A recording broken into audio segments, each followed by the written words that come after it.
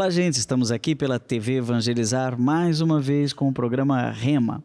Este espaço em que nós procuramos um caminho, uma direção, por meio de uma palavra inspiradora, e sempre trazemos alguém que tem uma palavra para dizer. E hoje, Andréia Serrato. Tudo bem, Andréia? Tudo bem, Padre Joãozinho. É uma alegria muito grande estar aqui. Muito tempo programando essa entrevista, né? Opa! Chegou então, o dia. Você é teóloga. Isso, teóloga. Então você é uma religiosa consagrada, tem todo o tempo do mundo para estudar teologia, ou não? Então, quando eu imaginei que uma leiga podia fazer teologia, eu achava que era só religiosa ou padre que fazia teologia. Mas sou mãe, tenho um filhão de 13 anos. 13? Isso, e entre esse tudo a gente faz a teologia. Então, você é de Curitiba mesmo? Eu sou de Campo Largo, que é a região metropolitana, né? Eu trabalho em Curitiba. Ah, mas você até hoje está em Campo Largo. Até hoje estou em Campo Largo. Entendi. Está vinculada ali à PUC do Paraná, Exatamente. Né? É um departamento de teologia? Exatamente, né? É uma escola de educação e humanidades, onde nós temos o curso de teologia. Né? Um abraço lá ao irmão Rogério, nosso reitor, agora também membro, meu colega no Conselho Superior da ANEC, a Associação de Educação Católica, em Brasília, e também o meu confrade e colega de turma, Padre Marcial Massaneiro, seu colega de trabalho também, né? Marcial está lá conosco na área de sistemática também, né? O que é isso? Porque em Minas, quando se fala que aquela pessoa é muito sistemática, ela está xingando. Não, sistemática é uma área da teologia, né? Então nós temos a área de Bíblia, teologia moral e teologia sistemática, né? Dentre outras, então, a teologia sistemática. Estudamos, então, cristologia, eclesiologia e também a mariologia, dentre outras coisas, né? Isso. Mas de onde veio essa ideia? Você, de vocação, já pensou em teologia ou você vem de alguma outra área? Então, é uma história interessante como outras tantas, mas eu era designer de interiores, Padre Joãozinho. Sério? Eu trabalhei vou mudar 20 a pauta da entrevista. Eu adoro combinação de cores, design de interiores. Pois é, eu Mas você continua fazendo o desenho do interior da alma agora. Exatamente, exatamente. Inclusive, cheguei a pesquisar o Espaço Sagrado com o Cláudio Pastro também. Sério?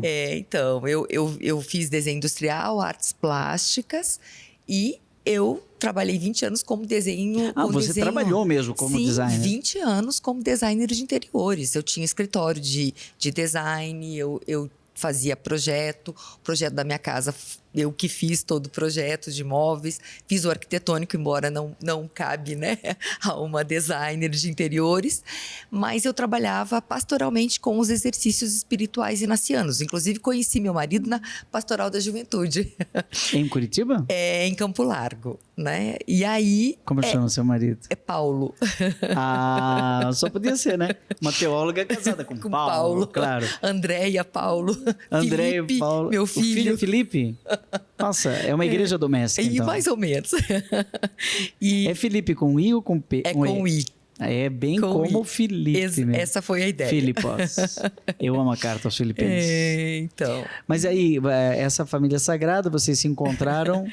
Na verdade, aí nós fomos, enquanto jovens da Pastoral da Juventude, contribuir com os exercícios, com a Casa de Retiro das Irmãs de Santo André. E lá elas oferecem os exercícios inacianos. Então, lá, com os exercícios inacianos, apareceu um certo desejo em fazer teologia. Nesse momento já estávamos casados, mas eu achava que teologia era só padre, freira que fazia, né? E aí a irmã que me acompanhava, ela disse assim, não, tem uma teóloga chamada Maria Clara Bingmer, que é casada, tem filhos. E aí eu comecei a ler e ver os vídeos da Maria Clara. E aí eu falei, puxa, é verdade, eu posso fazer teologia. E aí, um discernimento... Tá, mas uma coisa é fazer teologia, porque muito leigo faz teologia. Isso. Né? Agora, outra coisa é você fazer um mestrado. Porque daí nós já estamos falando de teologia profissão. Né? Isso. Mas e não mais só teologia como cultivo pessoal. Isso. Então. Não, mas a ideia era essa, para contribuir com a pastoral, somente isso. Mas eu me encantei pela teologia, me encantei, assim, foi algo de uma identificação muito E foi profunda. logo pela sistemática que você se encantou ou teve uma outra? Não, teve outra área. E qual era? Eu comecei na área de moral, na verdade. Foi meu TCC. Sério? Qual que era o seu TCC? Eu trabalhei na verdade, as comunidades de vida cristã, que é a CVX, né? Então, eu estudei a relação, no caso, da sexualidade a partir, né, das comunidades de vida cristã. Mas, assim, não foi um tema que avançou muito, né? Porque eu fazia um outro curso na época de espiritualidade inaciana e teologia. Então, eu voltei o TCC para esse caminho. Mas aí, quando surgiu a ideia, né, e percebi que realmente eu poderia continuar, aí o meu mestrado foi em outro tema, que foi Ética Cristã da Sexualidade, segundo Xavier Lacroix. E aí eu trabalhei a corporeidade e a sexualidade a partir dele. Né? Que foi um tema, inclusive, que eu fui agora lá para o Equador e eu falei sobre o corpo e sobre a ética cristã da sexualidade. Agora em Quito, no Equador. Interessante. Mas, voltando um pouquinho atrás, daí você já estudou teologia na PUC ou em outro lugar? Na PUC do Paraná, exatamente. Né? Ali como filha mesmo daquele espaço. Exatamente. Né? Fiz ali a graduação, no começo sem muita pretensão, mas aquele desejo foi assim, cada vez mais forte, cada vez mais forte. Que ano você se forma em teologia? Em 2006. Né? Em 2006. E aí logo você já vai direto para o mestrado? Aí passou 6 meses, né? Amadurecendo um pouco a ideia, ver como que eu faria, porque como eu queria estudar esse autor, que eu já conhecia, esse Xavier Lacroix, o único lugar que eu encontrei era na FAG em Belo Horizonte. E que tinha um professor que já estudava esse autor. Quem era? Era Nilo Ribeiro. O Kiko, chamam de Kiko, né? O Kiko. Isso, exatamente. E aí, assim, eu era casada. E como que eu vou sair pra lá e vou deixar o marido, porque a mulher deixa o marido, né? E aí, conversando com ele, muito me incentivou e falou, não, se é o desejo, vamos conversar e tal. E em 6 meses, então, depois de um discernimento, como nós vivemos a espiritualidade inaciana, então eu fui preparando, né, fechar o escritório, deixar o meu trabalho. Você foi fazer mestrado na FAG? Em Belo Horizonte. Você foi engolida pelos jesuítas. Eu tô falando isso, gente, mas eu fiz mestrado na mesma instituição, em Belo Horizonte, só que quando ainda não era FAG, né? Era SES, Centro de Estudos Superiores, Sim. ou ISE, o famoso ISE, Instituto Santo Inácio. E isso foi em 1997. Uau! Em 2006, quando você entra no mestrado, eu já estava também com os jesuítas na Gregoriana, em Roma, fazendo o doutorado em teologia espiritual. Sim. Mas o mestrado lá da hoje FAG, meu querido lá, Jaldemir Vitório, né? E outros de saudosa memória, né? Sim, Libani foi meu orientador. Né? Meu professor. E em 2006 ele estava lá. Palácio, Barreiro, Sim. Né? Tanta gente querida. Em 96, 97, eu acho, a Hoje FAG foi recomendada pela CAPES para o mestrado. Foi um dos primeiros mestrados, assim. Hoje é nota muito bem conceituada, né? Já dá um doutorado também, né? É nota 6, né? Muito difícil conseguir nota 6 no doutorado. Sim. E você fica lá 2006 o ano inteiro? Como foi? Eu tô achando estranho isso. Uma mulher casada faz um discernimento inaciano e diz pro marido, bye, bye, fica aí no frio de Curitiba, que eu vou para Minas, uai. Isso, foi mais ou menos assim, né? Eu fui, na verdade, em 2007, daí. Então, na verdade, em 2006, no segundo semestre, eu fui para lá, né? Para começar o mestrado em 2007. Nós fizemos um discernimento e, assim, meu marido assume comigo esse mestrado. Só que ele fica aqui e eu vou para lá. Então, decidimos juntos que eu iria estudar. Já tinha filho? Já tinha o Felipe? Não tinha o Felipe ainda, né? O Felipe depois, quando eu fui para a França. Essa é outra história. Mas peraí, vocês estavam casados há quanto tempo quando você foi para lá? 5 anos. Aí não tinha filho ainda? Não tínhamos filho. Que preguiça. Mas aí, tá bom, depois essa é uma outra história. Tava só o jovenzinho casal, não tem filho, que vão fazer? Então vamos fazer um mestrado. Isso. Vende tudo. Na verdade, fechei, né, o escritório, porque nós morávamos na casa onde era meu escritório. E aí fechei o escritório, né? Paulinho continuou. E eu fui para Belo Horizonte. Ele faz o quê? Tem uma empresa de imóveis, então eu trabalhava com ele, né? Eu tinha o meu escritório, mas também fazia projetos de imóveis. Certo, já entendi. Né? Mas aí ele perdeu a design. Ele perdeu, né? Uma das designers, né? Então tinha outras que faziam, porque eu não trabalhava só para ele, né? Eu fazia os meus projetos para ele, inclusive, e outras empresas, né? Tá então, certo. não era totalmente vinculada a ele, né? Entendi. Mas aí você fechou essa fase, fechou esse ciclo. A ideia não era fechar o ciclo de projetos, né? De designer, porque eu não sabia o que ia acontecer, né, Padre Jones? Então fui para Belo Horizonte. De lá, às vezes eu fazia alguns projetinhos. Morava ainda. Como? Eu aluguei uma kitnet, né? Aluguei uma kitnet, certo. Morava lá, perto da FAGE, né? E fiquei por 2 anos lá. Dedicação exclusiva ao mestrado. Foi. Essa foi uma graça muito grande também. Não é comum, né? Você sabe, Isso. né, André? E eu ganhei bolsa da Pórticos na época, né? Isso, da Pórticos, para poder estudar os 2 anos, né?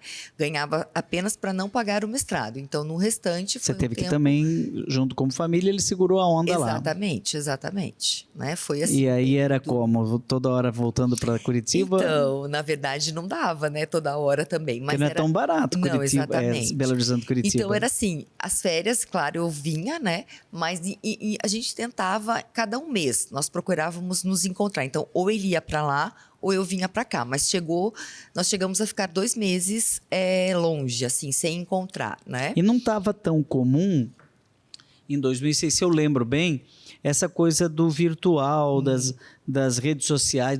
Eu acho que eu tinha um celular em 2006...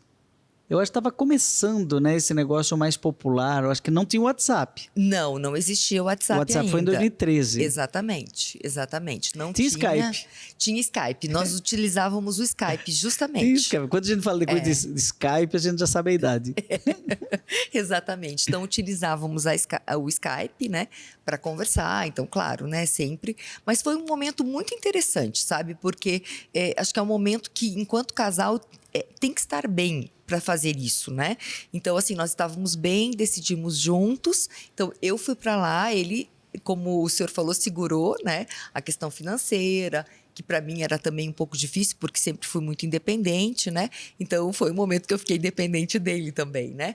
Mas foi um crescimento muito grande para nós enquanto casal. Porque vocês já se casam como 2 empreendedores. Isso, exatamente. É um casamento de empreendedorismo, só que 2 empreendedores, um era cliente do... Você era, né? Na ele verdade, era seu cliente. eu prestava serviço para ele, né? Era isso, né? Interessante. Contas bancárias separadas? Tudo tudo separado. Comunhão de bens, comunhão de coração, mas negócios separados. E aí, a partir desse momento, nós juntamos as contas bancárias daí. Porque eu saí, né? Entendi. Então, precisava juntar. E foi muito interessante, foi um exercício bem interessante. Muito.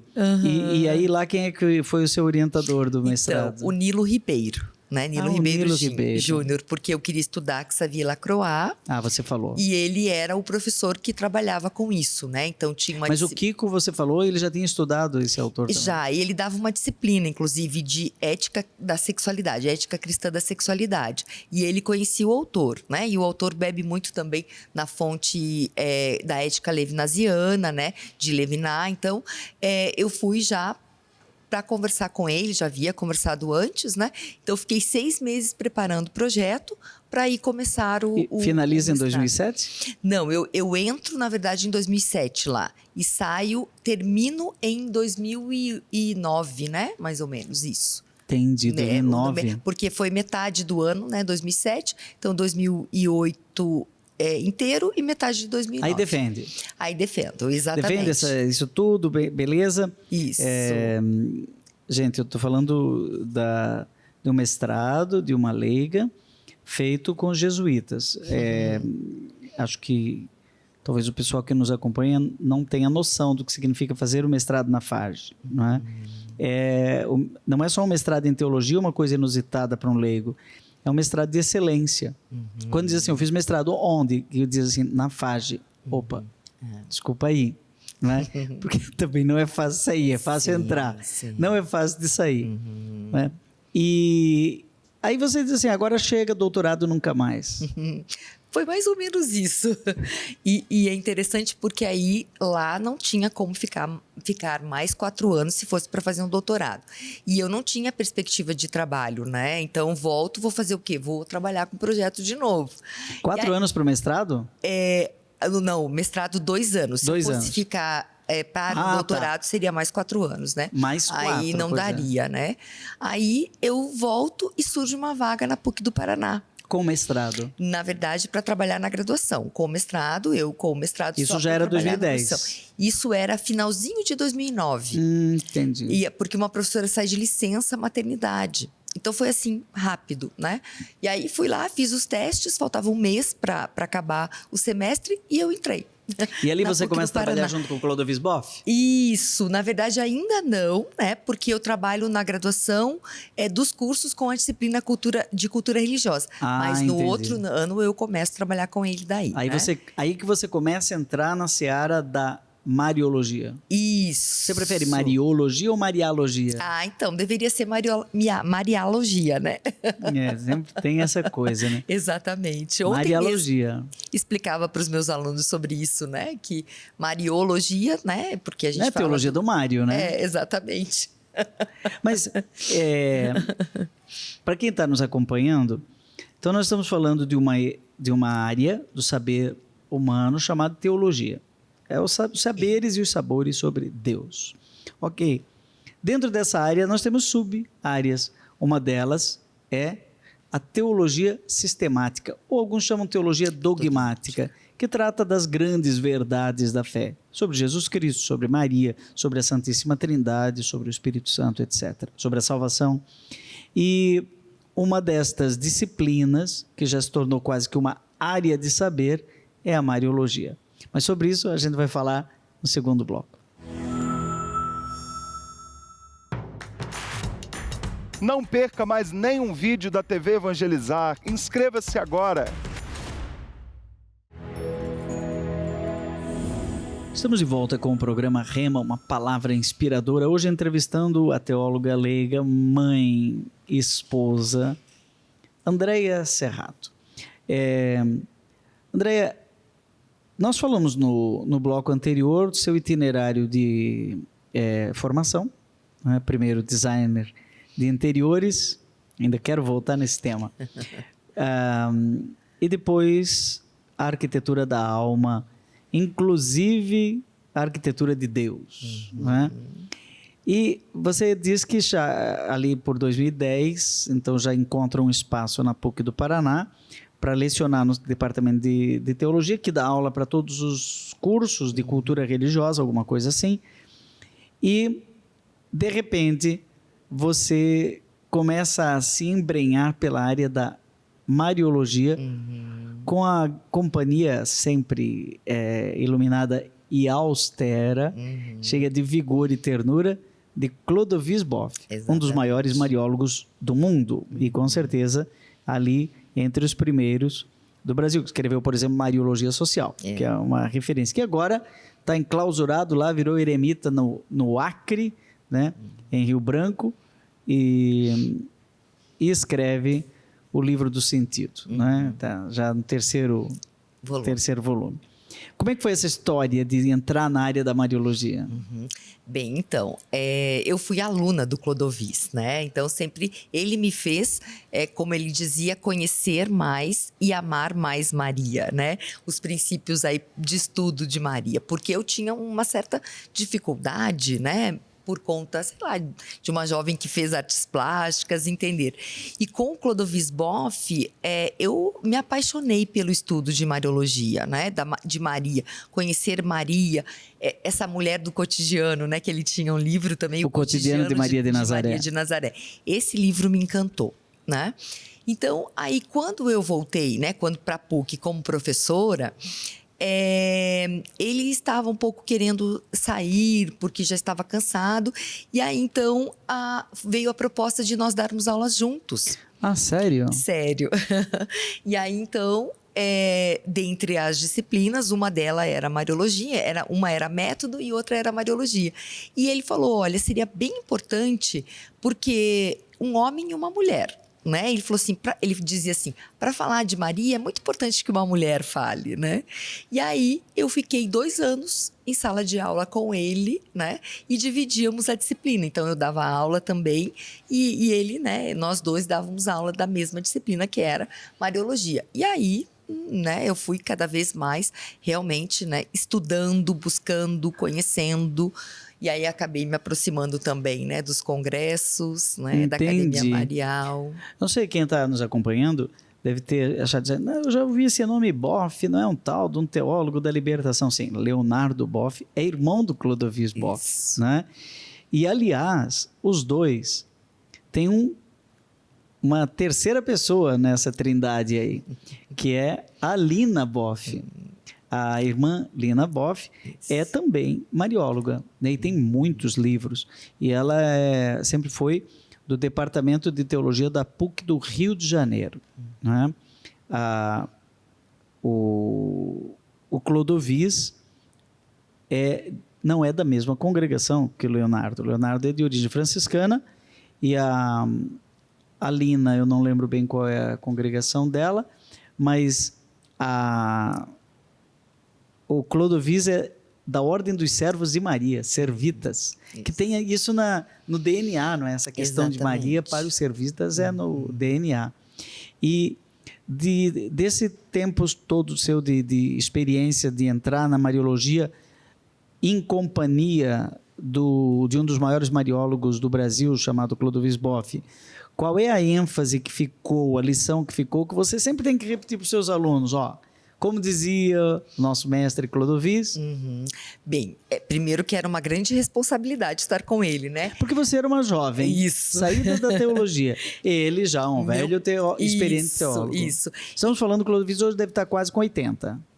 Com 80, porque ele é de 44, de 1944, 80 anos, né? E com toda a bagagem dele, né? Enfim, é interessante, mas o que mais ficou presente da fala do Clodovis era justamente essa Maria do cotidiano, essa Maria da história, né? Porque acho que mesmo quando eu entrei, não sei se pela falta de conhecimento, mas Maria era uma mulher distante, né? Principalmente para a sociedade atual. Uma mulher que era a pergunta do Clodovis, o que ela diz para a atualidade? Né? Então, essa aproximação de Maria com a realidade, né? Então, que está muito presente no Mariologia Social dele. Então, ele dizia, Maria é a mulher que cuidou de Jesus, a mulher que é a mãe, né, que ensinava Jesus, que também brigou com Jesus em alguns momentos, porque tinha que chamar atenção. Então, assim, essa aproximação de Maria, né, com o nosso cotidiano, né? Então, nos fez entender que Maria realmente é uma mulher que tem muito a nos dizer hoje. Né? Não é aquela mulher que está distante, né? Que, de repente, pode ter vindo como uma mulher também que tentou colonizar, de certa forma, né? Não ela exatamente, mas como ela chegou, né? Aquela mulher branca, aquela mulher de olho azul, aquela mulher... Então, ele trazia Maria para esse cotidiano, né? Essa identificação foi muito profunda. Inclusive, em toda da sala de aula, isso era muito presente. Quando ele falava, puxa, é verdade, nunca pensamos nisso. Então, isso é uma coisa que eu tento trazer no início das aulas já. O clássico capítulo 8º da Lumen Gentium, no Concílio Vaticano II, tem uma frase que diz, a mais próxima de Deus e a mais perto da gente, a mais perto de nós. Exatamente. Parece que essa dupla dimensão de Maria deve nos levar a um equilíbrio, né? Isso. Entre a Maria ícone, figura arquetípica, né? Padre Zezinho canta, em cada mulher que a terra criou, um traço de Deus Maria deixou. Há um pouco do rosto, do DNA de Maria em cada um de nós, mas ao mesmo tempo, ela não é apenas uma figura que está estampada naquele ícone, tá? Mas ela é uma mulher de carne e osso. Eu acho que o concílio usa a expressão singular. Sabe, Andréia, eu levei um pouco de tempo para cair minha ficha, né? Eu queria te colocar aqui a minha evolução teológica como mariólogo também, já que eu leciono há mais de 20 anos mariologia. A gente, como teólogo, se encanta com essa...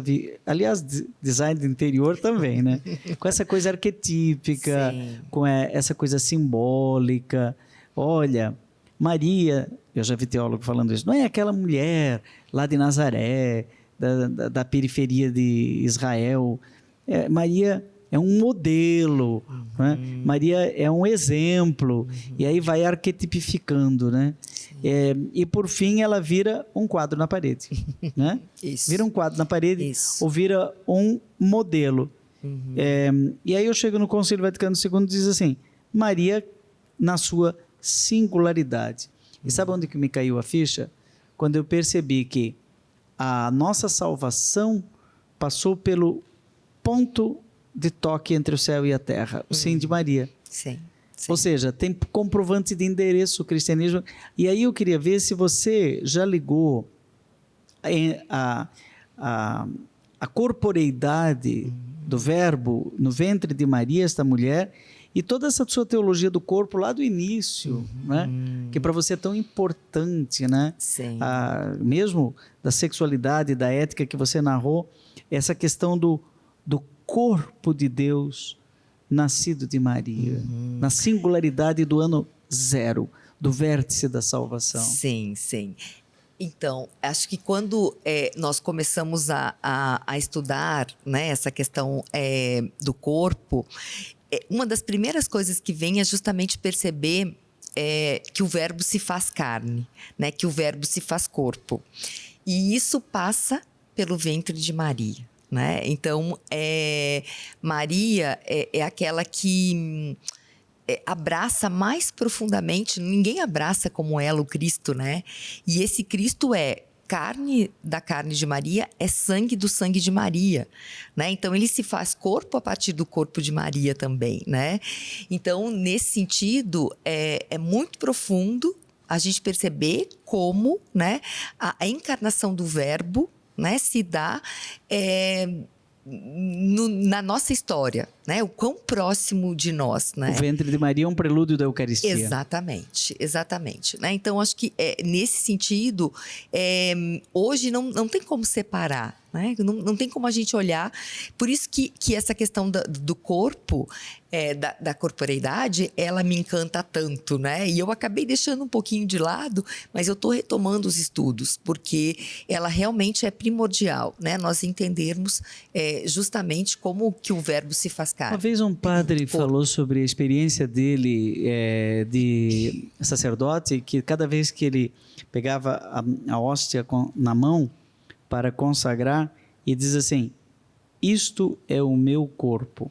Ele tinha uma ideia recorrente de Maria, que olha, e você é mãe, você olha para o Felipe e diz assim, isto é meu corpo. Sim. É muito materna, a Eucaristia é muito materna. Sim, sim. Olha que profundo realmente, né? Porque a nossa relação com o filho me fez entender muita coisa também, né? Esse cuidado de Maria, né?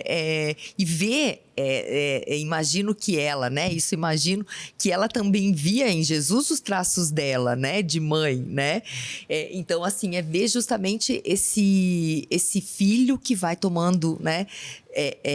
Corpo que vai tomando forma, mas que também ela sabe que é o Filho de Deus, né? Você já foi para a Terra Santa? Nunca fui, eu ainda quero. Nossa, precisa. Quando eu cheguei a primeira vez em Nazaré, que eu entrei na Basílica da Anunciação, eu olhei para aquele lugar onde eles preservam ali a casa, né, de Maria, onde teria acontecido o encontro de Maria com o anjo Gabriel. E na Bíblia, no Evangelho de João, capítulo 1, versículo 14, está escrito, e o verbo se fez carne e habitou no meio de nós. Mas lá, e só lá é que se pode escrever assim, está em latim, hic verbo carum factum est. Aqui o verbo se fez carne. E eu pensei, caramba, tem geografia a nossa salvação. Isso, exatamente. Se não como é que é? Se não é gnose. Um Cristo que está numa nuvem, Isso. E isso tudo passa pelo sim de Maria, né? Então, eu penso também, às vezes, eu fiz esse exercício para também entender essa Maria do cotidiano, né?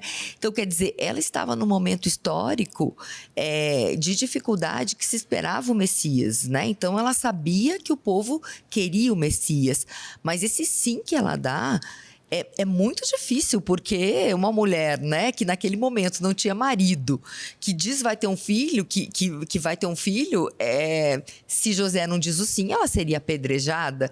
Então, olha a coragem dessa mulher, né? Puxa, aí eu falei, gente, realmente Maria foi uma mulher corajosa, uma mulher forte, né? Uma mulher que conhecia as dificuldades do seu povo e também estava conectada à vontade de Deus para a sua vida, né? Isso eu vou propor para você, para o bloco seguinte, um exercício polêmico. Né? E você tem toda a liberdade de, no intervalo, dizer que não quer continuar o jogo. Não é? Existe um grupo musical católico que tem uma canção que está na boca dos jovens, que alguns acham que ela é imprecisa do ponto de vista teológico. Acho que depois que a gente conversar bastante, vamos a um outro programa só para falar sobre isso. E essa música, eu não vou dizer o nome do grupo, mas todo mundo já vai saber, né? E nem vou falar sobre a polêmica em torno da letra, porque todo mundo já vai saber. Mas é uma conversa amistosa entre mariólogos a respeito de uma canção que os jovens estão cantando. E que diz o seguinte: existe uma rainha aqui, coroada de estrelas, a lua embaixo dos pés, adornada pelos anjos. Isso é Apocalipse 12. E nós sabemos que pode ser Maria, pode ser a igreja, porque ela é ícone da igreja. Ponto final. Seu nome é Maria, Maria, Maria. Os jovens hoje gostam de letras bem sumárias, né? E aí eles dizem assim: não existe nada que não passe por ela. Tudo que eu tenho, eu consagro a ela. Quando eu chamo Maria, eu chamo também Jesus. A frase que está pegando é a seguinte: não existe nada que não passe por ela. Né? Então, existe uma mediação subordinada. Né? Maria não é mediadora, mas é medianeira. E você falou uma frase, por isso que eu puxei essa música. Você falou uma frase que diz assim: tudo passa por ela. Eu pensei, ai. Como que é isso, hein? Como é que nós poderíamos conversar sobre essa mediação descendente? Tudo passou pelo ventre de Maria. E a mediação ascendente, né? Maria, mãe e mulher intercessora. Sim. Né? Como é que é? Medianeira de todas as graças ou da graça toda? Você que está me acompanhando em casa está dizendo assim: poxa, Padre Joãozinho, já ouvi falar disso, recebi um WhatsApp com isso daí e não sei como pensar que tudo passa por Maria. Acho que tudo passa por Maria. A cabecinha está girando agora, né? Tem que tomar cuidado no que a gente fala, né? E a maneira como... Eu não faria uma música com essa letra, eu acho ela muito limítrofe. Claro. Mas os jovens de hoje gostam de coisas fortes, né? É uma música raiz, né? Não é nada Nutella, né? Eu acho que assim, tem que ter muito cuidado, porque às vezes nós repetimos também sem, né, às vezes muito critério. Mas assim, o único mediador é o Cristo. Né? Então, acho que isso nós temos que ter muito presente, né? O único mediador é o Cristo. Então, Maria, né, ela contribui, né? Ela é parte, se a gente pode chegar agora falando da salvação, né? Maria não salva também, né? Maria participa dessa salvação como mãe de Deus. Então, a mesma coisa em relação, né? A mesma coisa, né? Por maneira de falar, em relação a mediação. Maria, ela não é mediadora, né? O único mediador é o Cristo. Então, ela pode ser intercessora, que é uma palavra também que a gente diria que ela está na comunhão dos santos, ou seja, naquele momento, né? Justamente dos santos. Ela é criatura. Né? Então, Maria está muito mais perto de nós do que de Deus. Né? Inácio fala de uma maneira, nos exercícios que eu gosto bastante, que nos faz entender, que ele fala: pede para Maria, né, para que Maria peça para o filho, e para o filho para que ele peça para o pai. Então, acho que isso fica bem claro. Espírito. No espírito. Já está respondendo, porque a gente tem uma... Mariólogo, quando se encontra, a gente quer entrar nesse assunto. Um monte de coisa. Ele vai nos levar no terceiro bloco e depois vamos ter um programa inteiro para falar sobre isso. Mas vamos começar no próximo bloco. Vamos fazer um intervalinho, beber um gole d'água e voltar para o último bloco desse programa Maria, Mãe e Mulher com Andréa Serrato. Não perca mais nenhum vídeo da TV Evangelizar. Inscreva-se agora. Estamos conversando com a Andréa Serrato, marióloga da PUC do Paraná, aqui no programa Rema. No bloco anterior, eu fiz uma provocação, né? E a gente estava falando muito do capítulo 8º da Lumen Gentium, o documento referencial do Concílio Vaticano II, sobre Maria, não é? E eu vou ler um trechinho aqui, vou querer saber o que você entende. Você começou a dizer, não, Jesus é o único mediador. A mediação de Maria está dentro da mediação de Jesus e subordinada, né? Mas vamos lá. O nosso mediador é um só. Segundo a palavra do apóstolo, não há senão um mediador entre Deus e os homens, o homem Jesus Cristo, que se entregou a si mesmo para a redenção de todos. Mas a função maternal de Maria, mãe, né, de Maria, em relação aos homens, de modo algum ofusca ou diminui esta única mediação de Cristo. Manifesta antes a sua eficácia. Com efeito, todo o influxo salvador da Virgem Maria sobre os homens se deve ao beneplácito divino. O argumento dos escotos, né? Ele queria, ele podia, e ele fez. Né? E não a qualquer necessidade. Deriva da abundância dos méritos de Cristo, funda-se na sua mediação e dela depende inteiramente, aurindo aí toda a sua eficácia, de modo nenhum impede a união imediata dos fiéis com Cristo, antes a favorece. E sabe, a música tem um finalzinho que diz assim, ó, depois eles cantam a Ave Maria toda em latim, né? Quando eu chamo Maria, eu chamo também Jesus. Né? É aquilo que você falou de Santo Inácio de Loyola. Sim, exatamente. Né? Acho que esse é um cuidado, inclusive já teve, né, alguns movimentos para se falar em um quinto dogma, né? Mas, assim, é uma confusão muito grande, né? Porque você pode colocar Maria, se você não olha para Maria olhando para o Cristo, né? Ou se Maria não leva a separar a Maria de Jesus. Exatamente. Então, se você separa, realmente, você vai colocar Maria, né, no lugar que não é o dela, né? Que é como se fosse uma deusa, né? E isso é muito perigoso, né? Porque confundimos esse único mediador ou salvador que é o próprio Cristo. Você acha que o fenômeno das deusas mães, como Cibele, Ártemis, em Éfeso, era uma deusa mãe. E lá é promulgado o primeiro dogma, né, canônico, que é a maternidade divina de Maria, em Éfeso. Ou seja, aquela que para a devoção popular em Ártemis era deusa mãe, agora para Jesus, para nós, em Jesus é mãe de Deus, Theotokos. Exatamente, né? Então, nós vemos, eu acredito que no decorrer da história também, né, Maria, como Maria e a Igreja, como esse lado realmente mais maternal, né, de construção mesmo da igreja, né? Então, assim, como não mediadora, mas como intercessora, né? Nesse Eu acho sentido... essa palavra feliz, medianeira, porque não é mediadora. Isso. Você sabia que é padroeira do Rio Grande do Sul?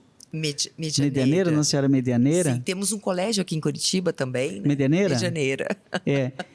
Inclusive, o Papa Francisco agora promulgou ela como padroeira, que era São Pedro e Medianeira. Olha. Tem uma festa imensa lá em Santa Maria. Olha. Né? Como diria, desculpa, mas como diria Lina Boff, a madroeira, então, né? A madroeira. E não a padroeira. Exato. Né? Lembra que ela fala muito nos congressos, né? Que a Maria é madroeira. O Padre Zezinho tem uma música que ele teve que mudar, que é patrona dos pequenos e oprimidos. Matrona dos... Isso. Sempre a linguagem nos trai, Exatamente. né? Vou ver mais um pedacinho aqui para você ver essa coisa de mediação muito importante. Sim. Esta maternidade de Maria na economia da graça perdura sem interrupção desde o consentimento, tal do sim, né? Que fielmente deu na anunciação e que manteve inabalável junto à cruz até a consumação eterna de seus eleitos. De fato, depois de elevada aos céus, não abandonou esta missão salvadora.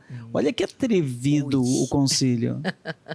Tem certas coisas que o magistério da igreja diz que eu não diria de maneira tão corajosa, né? Sim. Missão salvadora. E tem uma oração antiga que diz assim: doce coração de Maria, sede nossa salvação. Você já rezou isso aí? Eu sempre, como Sim. teólogo, é isso. É subordinado. Sim. Mas com sua multiforme intercessão, continua a alcançar-nos os dons da salvação eterna. Nenhuma criatura pode se equiparar ao Verbo encarnado e redentor, mas assim como o sacerdócio de Cristo é participado de diversos modos pelo povo fiel, e assim como a bondade de Deus, sendo uma só, se difunde variamente pelos seres criados, assim também a mediação única do Redentor não exclui, antes suscita nas criaturas cooperações diversas que participam desta única fonte. É a função subordinada de Maria. Então, a igreja não hesita em proclamá-la, sendo constantemente inculcada nos fiéis para aderirem com essa ajuda materna ao seu mediador e salvador. Ou seja, é mediação subordinada. Sim, sim.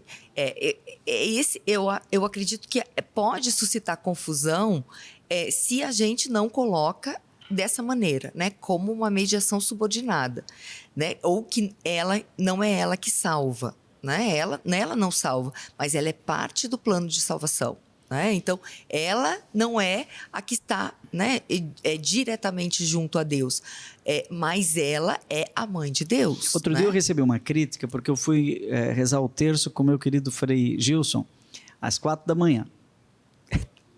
É para os fortes, viu? Sim. 4 da manhã. E o Santíssimo estava exposto.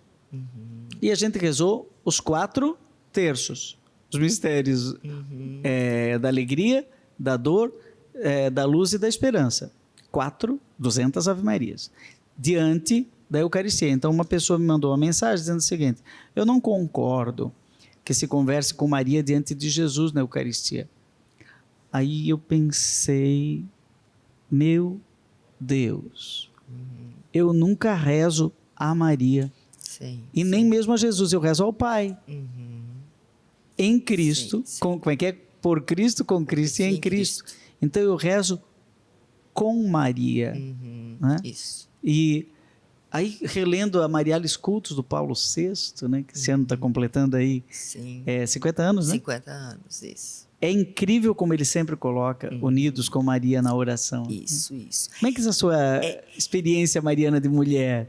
Então, isso que você traz é muito importante, porque é isso, Maria, né, é com Cristo, por Cristo e em Cristo. Né? Então, quando a gente percebe e se dá conta disso, ela vai potencializar, né? Maria potencializa a relação com Cristo, né? Porque ela nos coloca nesse sentido junto ao Filho, né? Mas ela não não é ela que nos salva, né? Não é ela que nos leva ao Pai. Então, é com Maria, né? Em Jesus, com Jesus, por Jesus, na verdade, né? Agora, no Espírito Santo, ao Pai, exatamente. Então, Maria potencializa isso, né? Tem uma essa coisa, relação. eu estava escrevendo um livro sobre a ladainha lauretana, a ladainha de Maria. Chegou numa hora, em latim, diz assim, Turris Eburniae. Falei, que coisa esquisita, Torre de Marfim. Aí eu fui fazer minha pesquisa.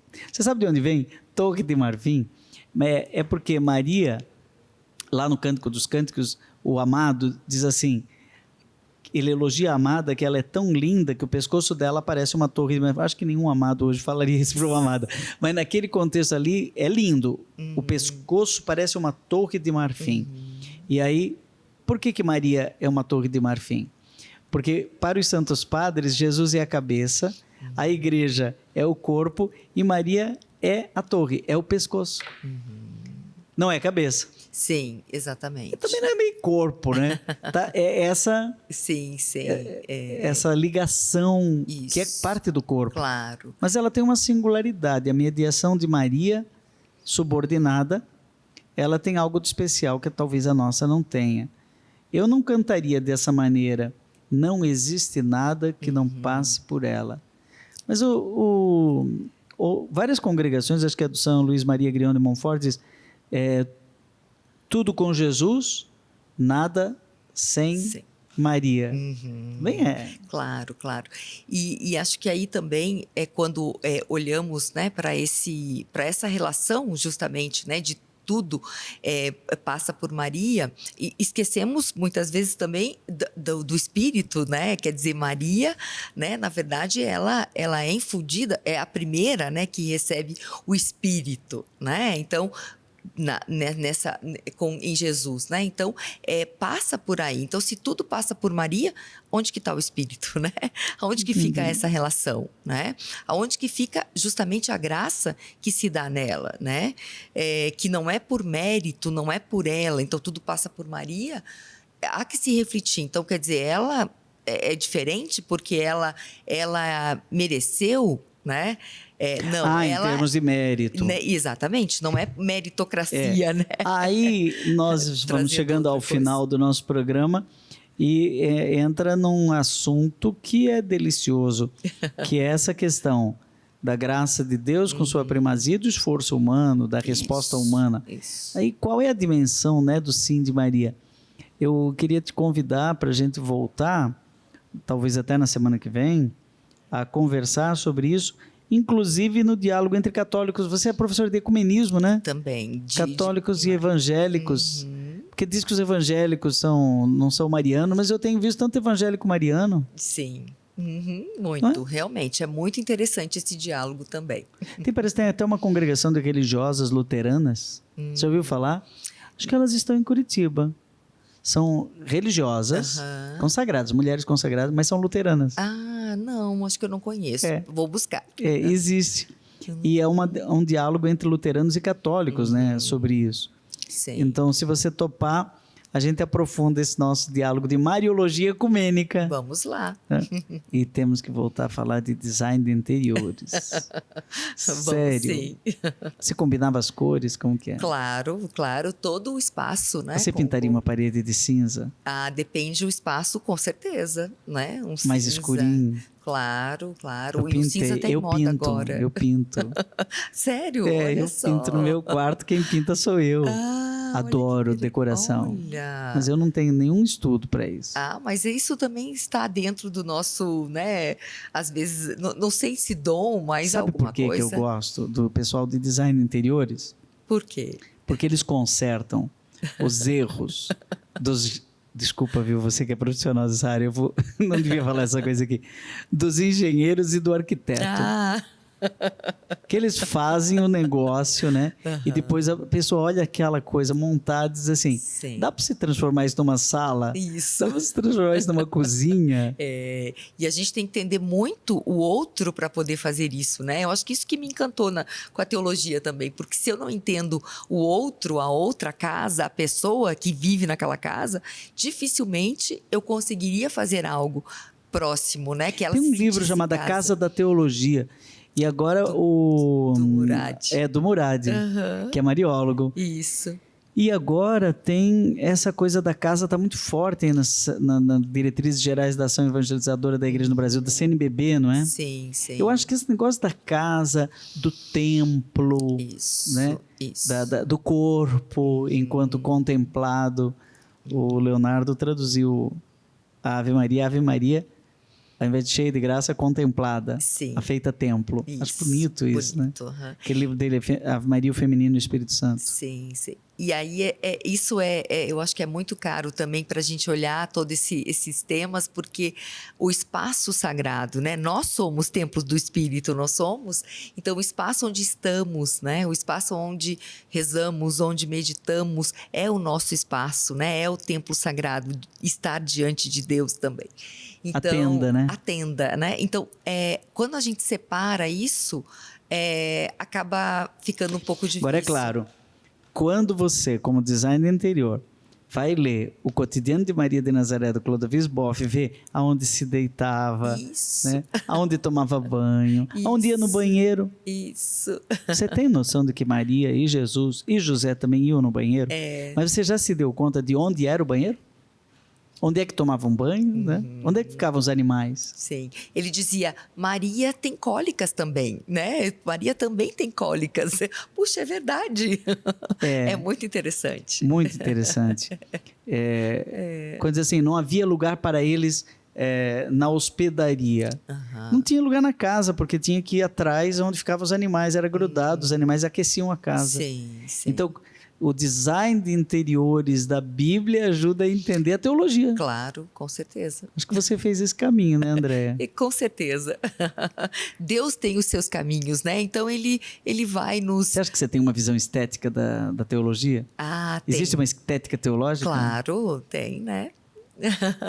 Com certeza. Então, você preferiria dizer, ao invés de e Deus viu que tudo era bom, você diz assim, e Deus viu que tudo era belo. Pois é. Estava tudo no lugar. Né? Exatamente, né?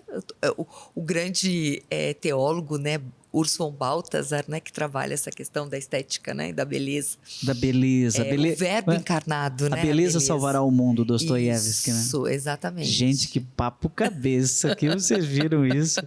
Rema também é cultura. Teologia é isso, gente. Tem beleza, né? Tem... profundidade, não é? E ao mesmo tempo tem perplexidade. Trouxemos aqui uma música, né, que anda aí, a juventude cantando, não existe nada que não passe por ela. Então, é bom que os músicos pensem teologicamente antes de jogar suas músicas no ar, né? Perguntem pra gente, né, que a gente ajuda. Eu só não diria que não passe por ela, eu diria que não tenha passado por ela enquanto a encarnação do Verbo, que não tenha passado pelo sim de Maria. Andréa, muito obrigado. Voltaremos falando da comunhão dos santos, Maria na comunhão dos santos, essa questão aí que ficou em aberto hoje nesse nosso programa.